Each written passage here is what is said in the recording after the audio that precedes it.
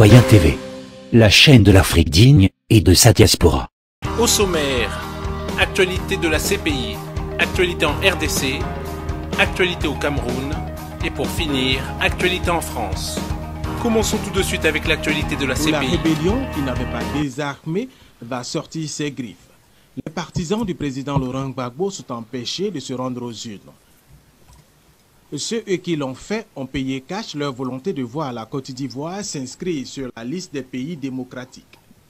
Matin, quand je suis partie, c'était pour voir si mes représentants étaient présents. Ils étaient tous là.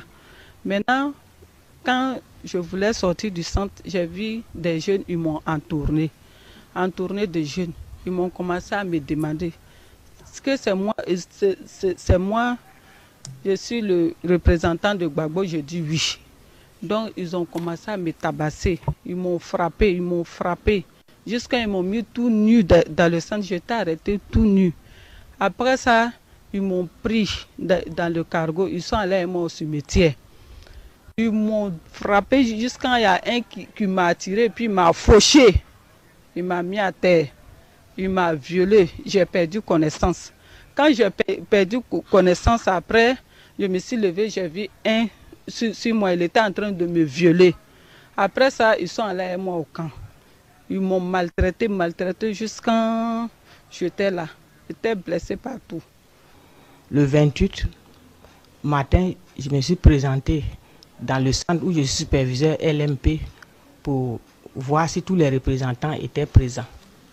Et quand je suis rentré dans la cour, j'ai été entouré par un groupe de jeunes qui m'ont demandé si je suis superviseur LMP ou RHDP.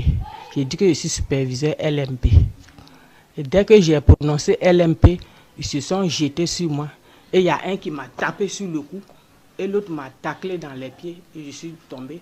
Et il y a un troisième qui a mis sa main dans mon habit, il a déchiré et ils m'ont mis nu et ils m'ont tapé avec les pieds et puis ils ont disparu. C'est là qu'il y a une dame qui est venue me donner son pain, j'ai pris ça pour attacher et je me suis dirigé chez le coordonnateur qui m'a accompagné au domicile du DDC à Champirgo. Ce dernier m'a mis dans un véhicule pour m'amener à Abidjan pour me faire prendre des soins. Et lorsque nous sommes arrivés à la sortie de Korogo, on a été encore arrêté par un groupe de rebelles qui cherchaient à nous attaquer. J'ai été transporté à la PISAM pour prendre des soins. J'ai eu le cou cassé et j'ai suivi une opération à la PISAM où j'ai passé une semaine avant de retrouver mon domicile. J'avais porté mon tricot.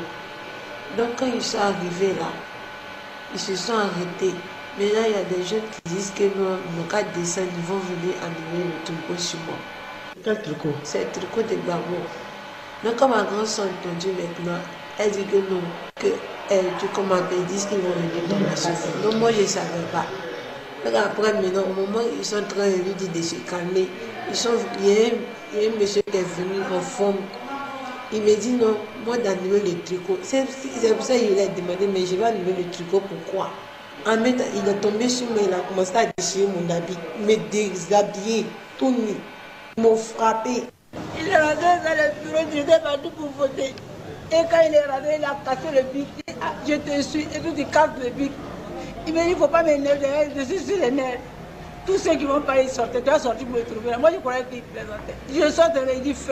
Et les gars ont commencé à me battre. Ils m'ont dit, ils ont enlevé même mon sac, l'argent des gens, ils m'ont tout pris. Ils m'ont frappé, ils m'ont traîné. Il faut qu'on me tue. Pourquoi j'ai dit que pourquoi le monsieur a cassé le pied? Même s'il fait un bic, il va casser.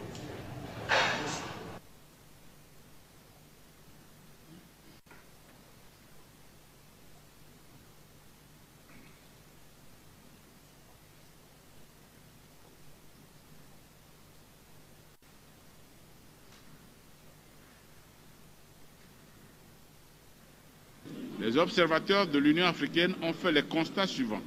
La mission a relevé avec regret des actes de violence graves, notamment des pertes en vies humaines, des atteintes à l'intégrité physique, des séquestrations, des intimidations des tentatives d'enlèvement et de dégradation du matériel électoral. Autant d'éléments qui devraient faire l'objet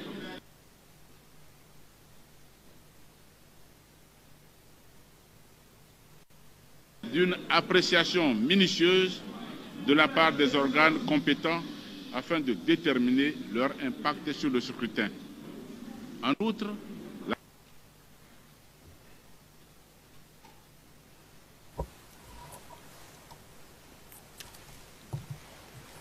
Vous avez vu les images, donc. Oui. Les premières images, les images terribles de ces pauvres femmes battues et pour certaines violées. C'est ces images-là dont vous nous parliez, que vous aviez vues à l'époque? Oui, ce sont les images. Et la dame là que je connais très bien. Vous la connaissez? Oui, bien sûr. Vous la connaissez d'où? Je la connais parce qu'elle est représentant. Puisque moi j'étais à Korogo, elle venait chez le représentant de la campagne du président à Korogo, celui à la maison. Je la connais. Tout de suite, actualité en RDC. C'est une session de grands enjeux politiques qui s'est ouverte ce mardi au Palais du Peuple, la session ordinaire de mars. Pour Aubin Minakou, président de l'Assemblée nationale, elle sera caractérisée par la prédominance des débats liés aux questions politiques. Sur le plan économique, l'Assemblée nationale devra procéder à l'évaluation des recommandations faites au gouvernement pour lutter contre le coulage de recettes. Et sur le plan électoral, 3 lois devront être votées pour permettre à la Commission électorale nationale indépendante de lever l'un des obstacles liés à la convocation de l'électorat. Regardez. Au regard des événements, le président de l'Assemblée nationale, Aubin Minakou Ndiaye Dioko, a devant les députés nationaux, les membres du gouvernement, les diplomates accrédités en RDC, annoncé que la session ordinaire de mars devra être orientée vers la tenue des débats sur les enjeux politiques de l'heure. Pendant le dialogue national inclusif, qui devra bientôt se tenir, et encore plus après, nous, les élus directs du peuple, sommes appelés à nous assumer avec plus d'attention, à régler des situations d'incompréhension, d'où qu'elles viennent, à prendre des décisions là où l'immobilisme pourrait s'installer et à nous impliquer suffisamment dans tout processus ou action allant dans le sens du salut de la République. En rapport avec les processus électoraux, l'Assemblée nationale devra s'épancher sur la révision des textes de loi portant organisation des élections en République démocratique du Congo. C'est là dans le but de mettre en place un cadre normatif nécessaire pour l'enrôlement de nouveaux majeurs. Se penchant sur la décentralisation, la Chambre basse du Parlement congolais examinera en priorité la loi sur la répartition des sièges. Au courant de la session, j'aimerais noter qu'il nous faudra organiser quelques débats républicains entre nous sur les questions les plus vitales de la nation. Les speakers de l'Assemblée nationale a sensibilisé les membres du gouvernement à matérialiser les recommandations des élus du peuple pour lutter contre les coulages des recettes. Prédiction législative, au cours de la session ordinaire de mars, l'Assemblée nationale devra voter plusieurs textes de loi pour réglementer la vie sociale et contribuer au bien-être de la population congolaise. C'est parti donc avec la session ordinaire de mars qui promet donc d'être riche en débats contradictoires. Tout de suite, actualité au Cameroun, retour sur l'affaire Monique Koumateke, déclaration de sa cousine.